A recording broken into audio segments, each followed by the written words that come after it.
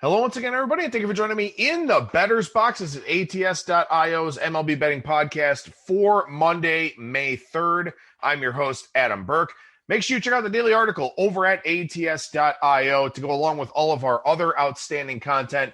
I've got situational articles up for both the NBA and the NHL for you to check out.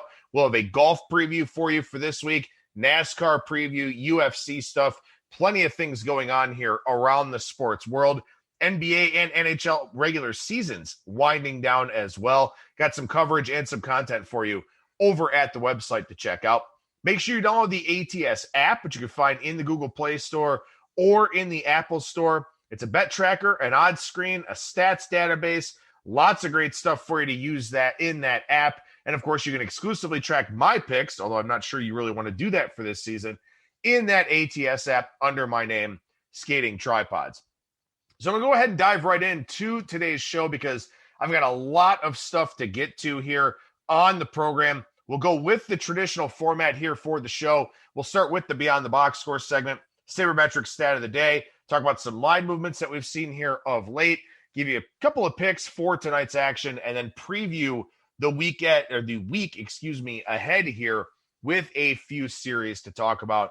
So let's go ahead and go Beyond the Box Score here. And something I've talked about a lot here on the show, something I've talked a lot about in the daily article, and it may sound like sour grapes, it may sound like complaining, bitching, moaning, whatever, about this really bad start to the season that I've had, but the fact of the matter is that this month of April was significantly different than the other months of April that we've seen here lately. And this is really a frustrating thing for me as a baseball guy, as a fan, and as a handicapper, that when you think about the other sports, the puck has not changed in hockey. A basketball doesn't really change. A football doesn't really change. But the baseball, the thing that is used in each and every play, changes every single year. And it takes time to get up some sample size, kind of have an idea of what we're working with.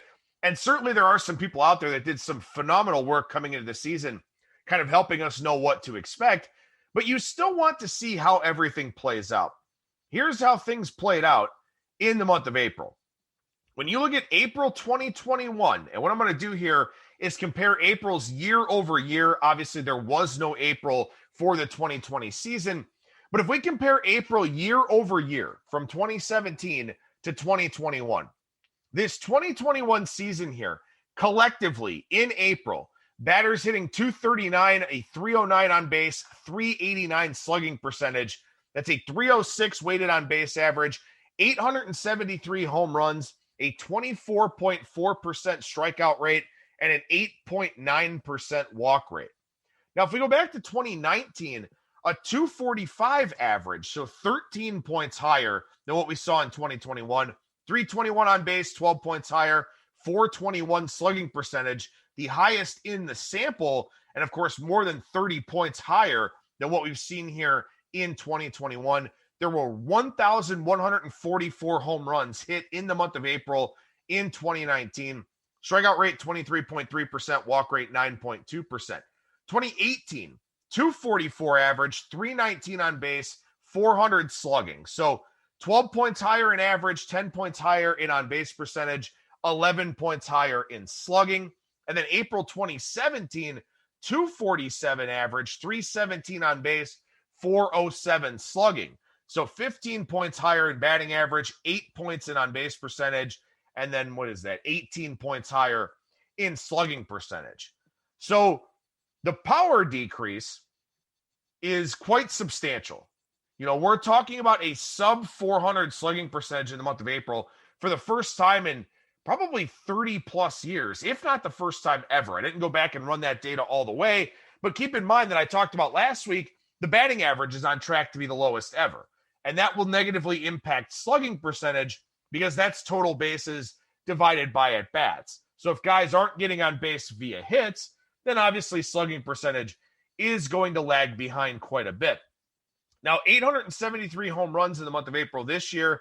That's kind of on par with 2017, where we had 863. But with the launch angle generation, with kind of the things that have happened in terms of hitting philosophies, the idea that we're at the same place that we were 4 years ago is really telling to me. And also, strikeout percentages continue to increase at a pretty similar rate year over year. We're going to set another record with strikeout rates for this season. And also, too, something else is that the walk rate has gone down closer to 2017, where, again, pitchers could pitch to contact without as much negative recourse. So basically, we're seeing this year kind of play out a lot more like 2017, at least as far as a recent frame of reference. But I want to look at some of the StatCast metrics here and kind of dig in a little bit deeper. So April 2021 here, the batting average is 232. But the expected batting average, based on the batted ball data, the batted ball type, exit velocity, launch angle, so on and so forth, the expected batting average is 248. So an actual batting average of 232 in the month of April, but an expected batting average of 248. Here's the thing that's really interesting to me. Expected batting average of April 2017 was 246, 242 for 2018, 242 for 2019. So what we saw in April here is the highest expected batting average in at least the last 4 Aprils for Major League Baseball, but a 232 actual batting average. So a 16-point difference, whereas the other 3 years in this sample, a difference of 3 points in 2019, 2 points in 2018, 1 point in 2017. Now, some of this probably has to do with the fact that they will need to recalibrate the expected data because 2021 is a different kind of animal. But when we look at expected slugging percentage relative to actual slugging percentage, the expected slugging percentage this year is 433, but the actual per StatCast 389. In 2019, it was a 421 slugging with an expected slugging of 424, a 10-point difference in 2018, an 8-point difference in 2017. So all of this points us to the baseball is dramatically different. And we have a lot of definitive data at this point in time that can tell us that. And what's really frustrating for me, and I kind of talked about this last week on a couple of appearances and probably on my own podcast here, is that everything I did coming into this season, all the research that I did before we got an idea of what was going to happen with the baseball in spring training, all of it is out the window now. None of it matters. And we're a month into the season. I think the highest games played for a team is 29. So we're 29 games at most into a 162-game season, and basically none of the preseason prep work that I've done is applicable anymore at this point in time because the game has fundamentally changed with what they've done to the baseball. And it is frustrating. It is discouraging. It downright pisses me off that the game can change that much from one year to the next. And look, the impact of the baseball and shifting and defensive scouting reports, the decreased drag, allowing guys to get to the ball quicker, balls slowing down faster on their way to fielders. It is a very frustrating thing to try and figure out, what this means for everybody.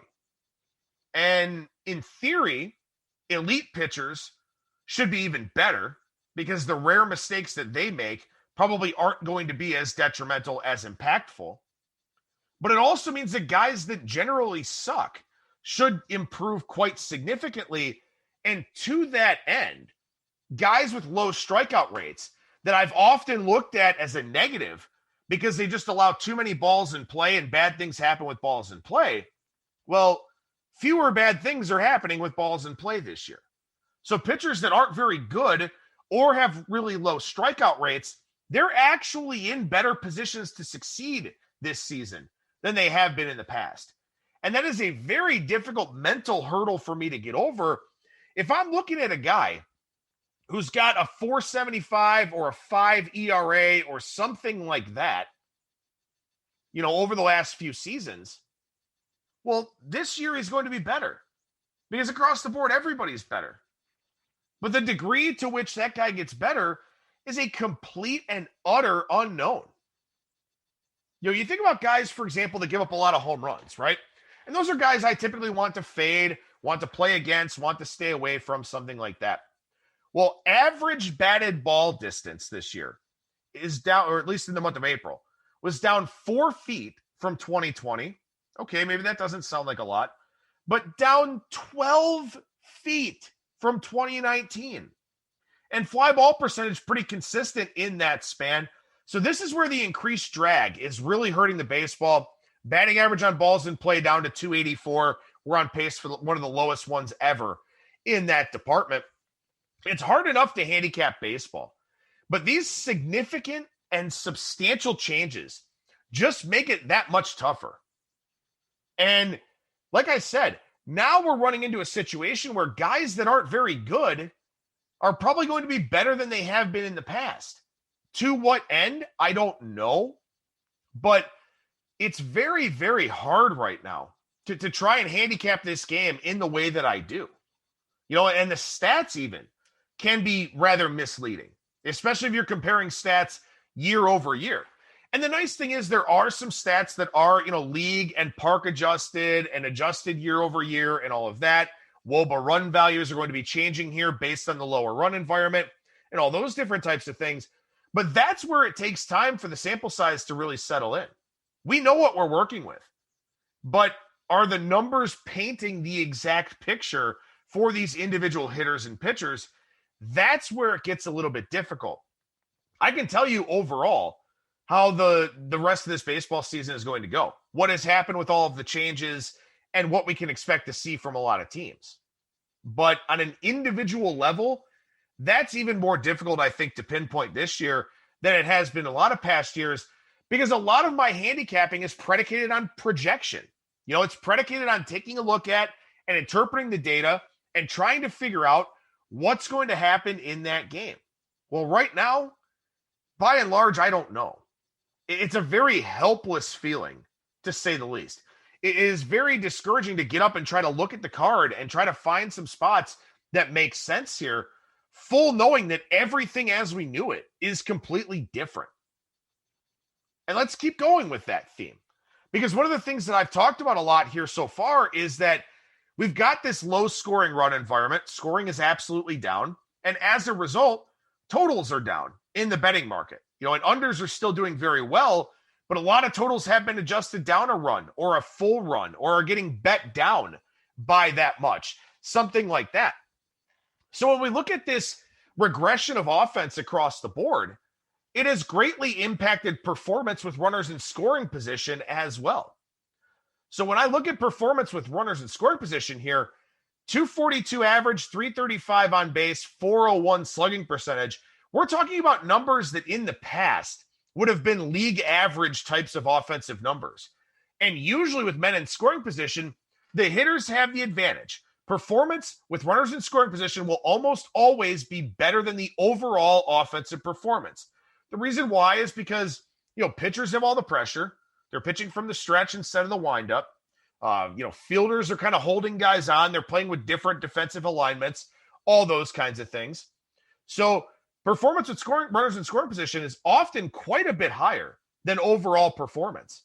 But this year, while it is higher, the 242, 335, 401 slash is almost like an average offensive season any other year. And when you compare it year over year, we're down 14 points in batting average, 10 points in on base, 28 points in slugging from 2020.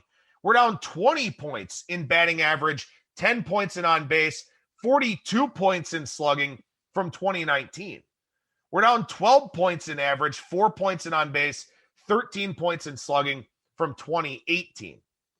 So again, a big, huge decrease in both batting average and slugging percentage. The strikeout rate over a full percent higher at 23.5% than any of the other seasons in this sample. The BABIP is 9 points lower than it was last year, 7 points lower than in 2018. So offense is down absolutely across the board. And what additionally makes this difficult is that now you're running into a situation where the number of opportunities has decreased with men in scoring position. But also because of all these changes, even the bad pitchers can have some measure of success. So it's just a very high variance environment here because of a smaller number of chances and because these pitchers are faring better than they otherwise would have in previous seasons, whether they're good or bad. So it's almost a crapshoot. It's almost like throwing darts to me right now based on the data that I'm seeing. So the people that are out there having success with this baseball season, I mean, first of all, congratulations. But second, they're probably not doing the deep dive into the data that I am. It's probably a less quantitative handicap and a more qualitative handicap. And maybe that's the way that you need to go, especially early on in the season where, so many things just kind of have to settle in. And look, when we talk about the variance level of this environment, if you want to think that I'm just making shit up because I'm off to a tough start this season, that's fine. But when you look at how well underdogs have done, and April is typically a good underdog month in terms of showing a profit, but we went deep into the month of April with underdogs having won more games than favorites, not just cashing, at a high enough rate to turn a profit or something like that. Underdogs were winning games outright more often than they were losing them. And that just speaks to what we've seen here so far with this Major League Baseball season. So one of the numbers that I ran here today, looking at some splits over at Baseball Reference, along with this lower performance with runners in scoring position, we're simply seeing fewer chances. Again, the batting average is very low. The strikeout rate continues to set a new record year after year. So there have been 412 Major League Baseball games played so far here this season, 7,537 plate appearances with a runner in scoring position. So we are averaging 18.29 plate appearances with a runner in scoring position per game. Now, that seems like a lot, right? Over 18 plate appearances per game with a runner in scoring position. But last year, over 898 Major League Baseball games, 16,760 plate appearances, an average of 18.66 plate appearances with a runner in scoring position. And if we go back to 2019, over 2,429 games, we averaged 18.73 plate appearances with a runner in scoring position. So basically, relative to 2019 and 2020, we are seeing a lot fewer plate appearances with a runner in scoring position, almost half a plate appearance lower per game with a runner in scoring position relative to 2019. Now, okay, maybe that doesn't seem like a lot, but we're talking about 1,200 fewer plate appearances with a runner in scoring position over the course of a full season if this pace continues. And remember, not only are we seeing fewer chances, but also less offensive production with runners in scoring position. So that's another reason why bad pitchers, below average pitchers, have the chance at more success than they have in previous years. With the elite guys, they don't allow a lot of these anyway. So it's really subject to, a lot of small sample size variance with them to begin with, because they just don't allow a lot of them.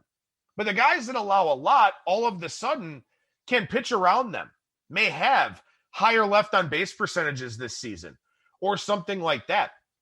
And look, even if you're not well versed in the advanced metrics here, let's just look at ERA by year. 451 in 451 in 2019, 445 in 2020. In 2021, 405. The league average ERA is down 0.4 runs from last year and 0.46 runs from 2 years ago. So even if you don't believe in the advanced metrics, don't have any idea what I'm talking about, the league-wide ERA is down substantially because it's harder to hit. It's harder to get hits. It's harder to get hits with men in scoring position, and you're getting fewer chances with men in scoring position. So this has been such a unique season to this point. And the elites are still the elites, and then they're still out there taking money in the betting markets and all of that. But guys that have been hampered by bad home run numbers, to me, have gotten the biggest boost this season.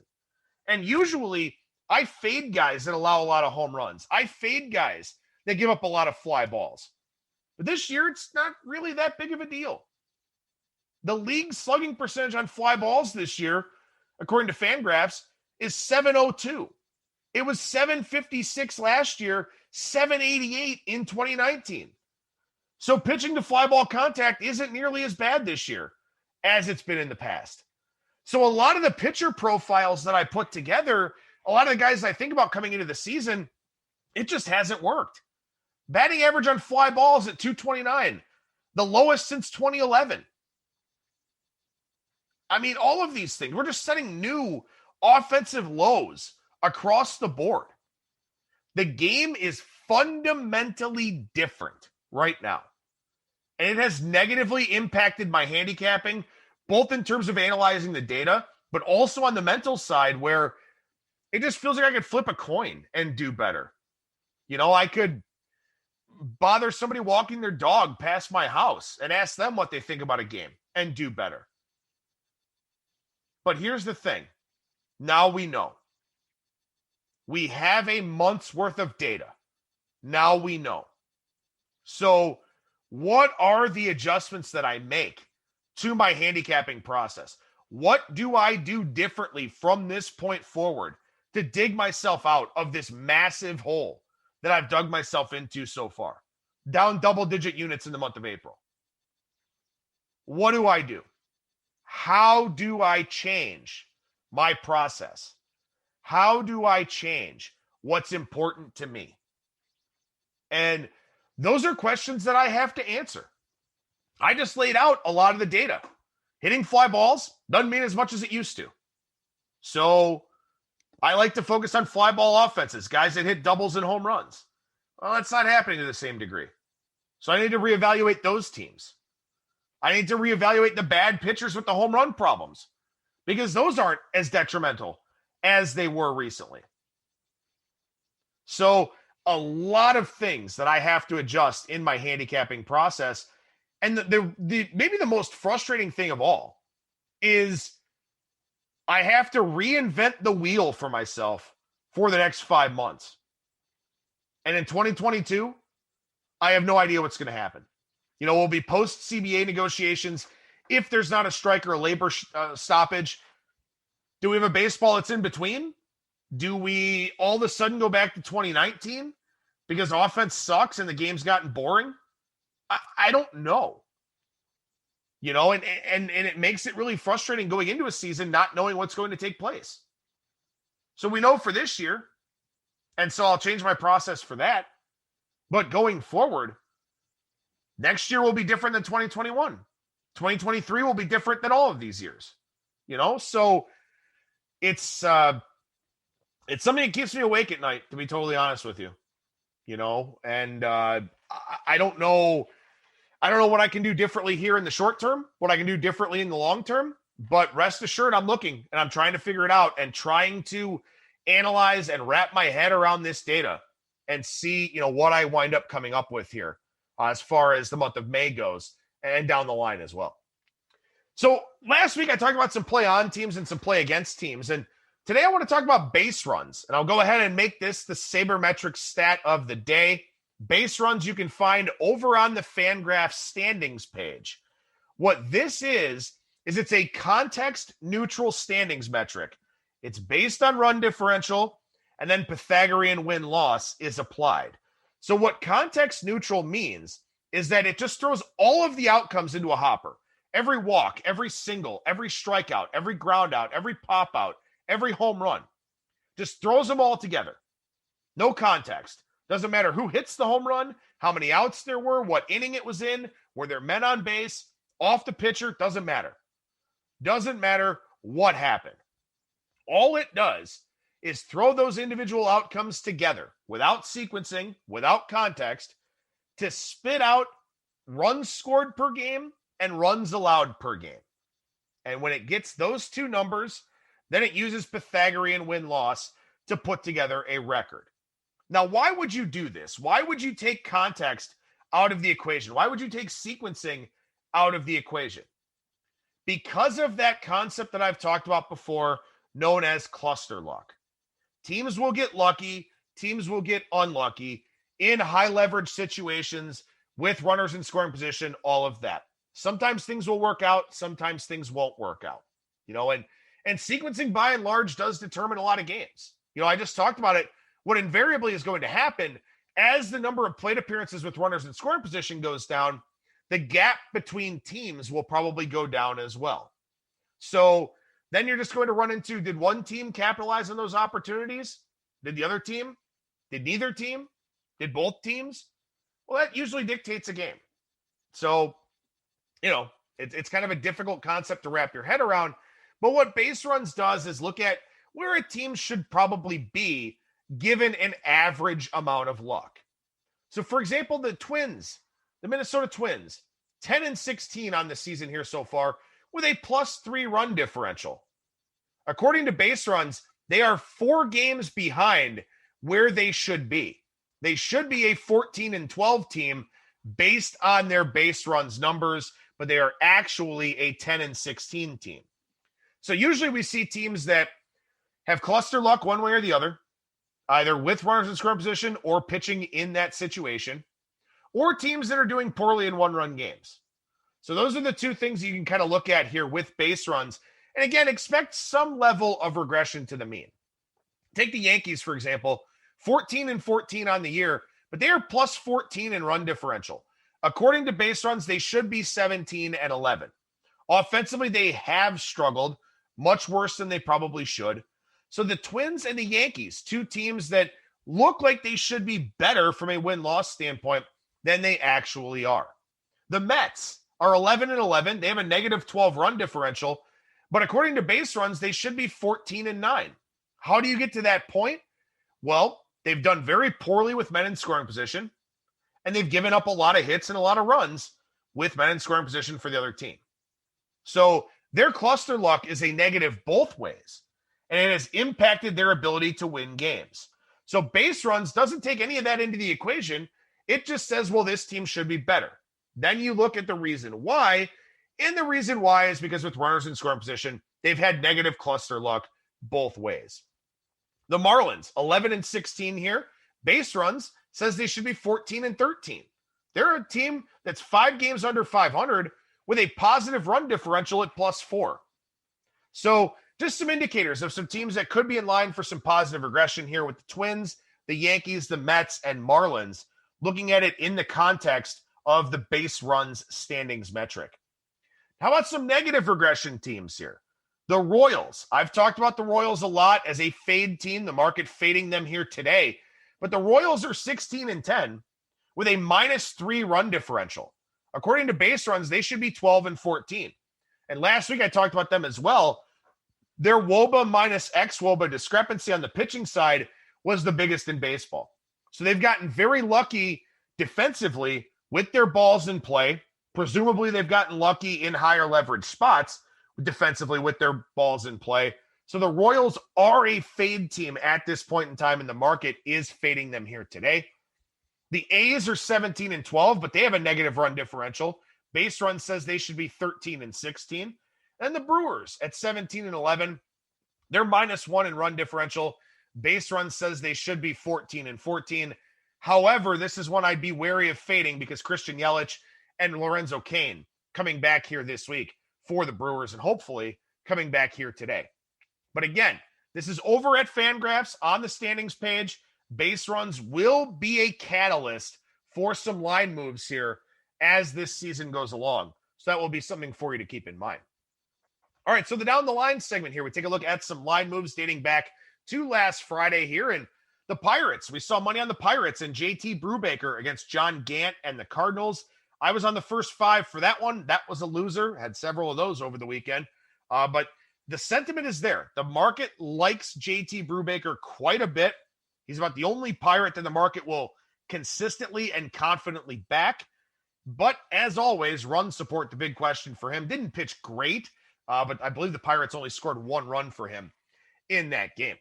As I mentioned, the Mets are a play-on team right now. They are very much a positive regression team, and they did take money on Friday. That was Marcus Stroman against Chase Anderson. Lost that game in a big favorite role in the -165 range. But expect the Mets to take a lot of money here as we go forward. They do have that negative run differential, but base runs likes them, and also their cluster luck does show signs of improvement. Pablo Lopez and the Marlins took money on Friday against John Lester, coming back off the COVID-19 list for the Nationals. Not a big Nationals guy, as you know. Not surprised to see that Pablo Lopez money there in that one, but Lester and the Nationals did come away with the win. We saw a big Garrett Cole move on Friday for the Yankees against the Detroit Tigers. Not that that's surprising, but the Tigers are basically getting faded almost no matter what the line is here at this point in time. They are a very bad team. They are a very bad offensive team. The bullpen is not particularly good. A lot of people lining up to fade the Tigers right now, and they've had a lot of success with doing that. I talk about this all the time, but sometimes it's the line moves that you don't see that stand out. And one on Friday for me, and I missed out on a winner here with the Indians because can't say it, but you know the word I'm looking for here. Shane Bieber did not take money on Friday. And I've talked about this before in a lot of cases, that aces take money no matter what. Doesn't matter who they're facing, doesn't matter what the matchup is, unless it's ace versus ace, aces are taking money. Shane Bieber didn't take money on Friday against Dallas Keuchel and the White Sox. And this was an indicator to me of the market perception of the Indians offense. Nobody believes in the Indians offense. And we even saw it furthermore on Saturday in the Tristan McKenzie Lance Lynn game, where I did take a gamble on the Indians. McKenzie was terrible, but the market perception of the Indians is very low right now. And if the offense gets going, starts living up to some of those expected metrics, they could be a play-on team right now. We see the market playing them tonight. I'm not really going to go load up on the Tribe at any time, at any point in time here soon. But the fact that we didn't see that Bieber money on Friday was really indicative to me of where the market sits on this Indians team. We'll see where the market sits on the White Sox. Now that Luis Robert out for a little while here after injuring his leg in that series over the weekend, the White Sox are missing some key pieces in that offense. Giolito has not pitched as well as he has in the past. So kind of curious to see what market perception is of the White Sox as we go forward here. Saturday, we saw Jameson Taillon money. That was against Spencer Turnbull and the Tigers. Again, a fade of the Detroit Tigers. I played the under there, liked that one, gave it out in the article. Of course, it didn't work out, but Taillon and Turnbull, two play-on guys for me as we go forward here. Saturday, we saw some pretty big Twins money. That was a fade of Danny Duffy. Danny Duffy with an 0.39 ERA going into that start winds up being the winner there over the Twins. And Matt Shoemaker, who took the Twitter after the game to talk about how poorly he's pitching. So hopefully he's able to figure things out. But on Saturday and Sunday and on Monday, and even looking ahead here this week, lots of blanks on the pitching board. I'll talk about that in a little bit, but make sure if you're betting games that you are selecting that the listed pitchers must start. Do not just pick action, because we're getting scratches. We're getting teams shuffling around their rotations and all of that. Action will lock you into the game at that price, and you do not want that if you've handicapped the game based on certain starting pitchers. So always check the box or go in the drop-down menu and make sure that listed pitchers are selected in every game that you handicap. Sunday, we saw Tyler Mahle money come in for the Reds against Trevor Williams and the Cubs. The market absolutely loves Tyler Mahle. Hard to argue with that sentiment with how he's pitched here so far. We did actually see money against the Mets on Sunday. That was Zach Eflin on the bump for the Phillies. The Mets did win that game. Strange shenanigans at the end of that one, as we all saw. But there was Zach Eflin money in that one. Probably a fade of David Peterson, who was facing the Phillies for the third time already for this season. We didn't see Corey Kluber money for the Yankees against the Tigers on Sunday. He was exceptional, but we didn't see the money there. So the market's still a little bit unsure about the Klubot at this point in time, but he was great, and the Yankees did come away with that win. Lastly, Twins money on Sunday. Jose Barrios against the Royals. Perfect storm there. Twins are a positive regression team. Royals a negative regression team. So we saw pretty significant money come in on Barrios and the Twins in that one. As far as Monday goes, I disagree with the move on the Phillies. I like the Brewers here today. Hopefully Yelich and Kane do come back for today's game, but that's a pick for me. Kind of like the fade teams coming off of Sunday Night Baseball, especially if it's kind of an emotional game. And it definitely was one of those for the Phillies on Sunday night. So I do like the Brewers here tonight. Speaking of line moves, heavy Walker Buehler money on the Dodgers against the Cubs. That's a fade of Kyle Hendricks. That's also a pick in the article looking at the Dodgers run line. Can play the money line if you want to lay the big number, but there's something wrong with Kyle Hendricks. Velocity's down, spin rates are down, command and control are both down. He's not healthy. I'd expect an injured list stint here pretty soon. Nothing against him, but hopefully it continues for today. Seeing German Marquez money in a fade of Aaron Sanchez. That's the Giants, the first place San Francisco Giants, by the way, and the Colorado Rockies in Denver. Can't argue with that one. Not a big Sanchez guy, but it is tough to back the Rockies at this point in time. I mentioned this already. The Indians and Aaron Savale taking money today against Daniel Lynch, making his MLB debut, and the Kansas City Royals. I like the under in that one. That was 8.5 here this morning. So we'll see if that one plays out. A little bit of Tyler Glasnow money came in on the Rays against Shohei Ohtani and the Angels. This is one where maybe it's just some action bets because Ohtani got hit in the elbow by a pitch on Sunday, maybe not making the start. If he doesn't make the start, Glasnow is not minus 115 against Jose Quintana or the Angels bullpen or something like that. So maybe some speculative money on Glasnow and the Rays taking action there, just assuming that Ohtani may not make that start. And if he doesn't, you probably got 25, 30, maybe even 40 cents of free money on Tyler Glasnow in that one. And then lastly, I'm expecting some Baltimore money here today against Dean Kramer on the mound against Eric Swanson in that one for the Mariners. So I expect some Baltimore money to come in throughout the day. We'll see if that happens. Went over lots of stuff here on today's show. If you want the Bettor's Box notes, hit me up via email, skatingtripods@gmail.com. Again, sometimes I just use this show as my platform, as my sounding board, as my bitch fest, my therapy session. But I think all of this stuff is important at the top of today's show. Talking about the offensive environment, nobody can say it's still early or any of that bullshit. The game is different. The ball is different. Everything is fundamentally different. Fly ball pitchers will not be hurt as much as they've been in the past. Guys that with high home run rates will not be hurt as much as they have been in the past. Guys with high walk rates are going to start pitching to contact because it's not as detrimental as it's been in past seasons. All of this stuff matters when you're handicapping the games. I think all of it was very important to talk about on today's show. So again, if you want to be on the list for the show notes, skatingtripods@gmail.com. As we preview the week ahead here, the Blue Jays and the A's fire up a series. This is kind of anecdotal. I didn't run the data, but I've seen this year in and year out where AL East teams go to Oakland and play really poorly. And I've seen it with the AL Central too, with the Indians and the Twins, the Royals when they were good. It's a tough place to go and play.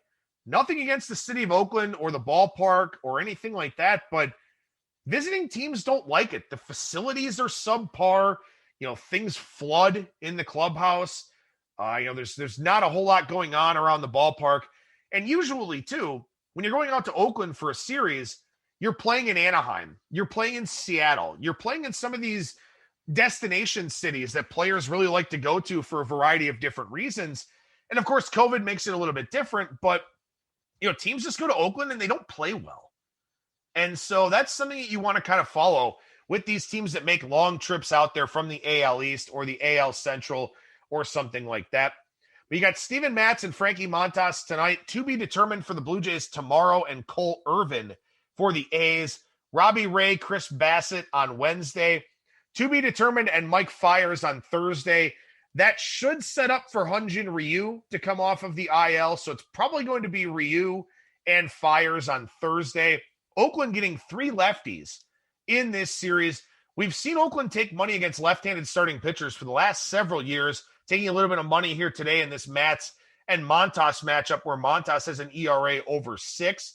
Maybe has something to do with that left-handed pitcher angle, but that is something for you to follow in this series here. Astros and Yankees, this one starts up on Tuesday. Zach Greinke, Domingo Germán, Luis Garcia, Jordan Montgomery, Lance McCullers, and Garrett Cole. Good getaway day game here on Thursday. Talked about it already. The Yankees are a positive regression team We'll see if it happens in this series against Houston, who I also think is something of a positive regression team. But that'll be an interesting series to follow, to be sure. And lastly here, the Braves and the Nationals, Huascar Ynoa and Joe Ross on Tuesday, Max Fried off the DL, and Eric Fetty on Wednesday, Drew Smiley and John Lester on Thursday. Quite a few dudes I'm looking to fade in this series. I'm not a John Lester guy. I will probably look to bet on Atlanta on Thursday, but it all depends on what the price looks like there with Drew Smiley.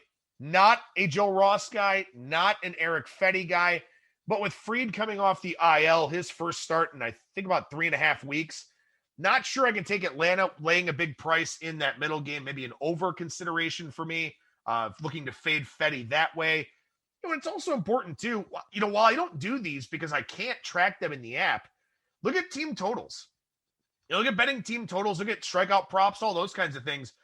Those are maybe a little bit more projectable this year, because of the nature of the game, fewer chances with men in scoring position, all that kind of thing, harder to get hits, stuff like that. Look at those strikeout props, look at those team totals. Maybe those are the ways that you want to look to go here at this point in time. But the last thing I want to mention here, tons of pitchers, lots of bullpen arms, lots of starters going on the injured list in the last week. Since April 25th, 42 new players placed on the injured list, 29 of them pitchers, some catchers as well. So that could impact the pitching side also. But lots of soft tissue injuries, lots of strains, maybe some teams kind of stealing rest for some pitchers, stuff like that. But this will continue happening as this season goes along. Lots of injuries.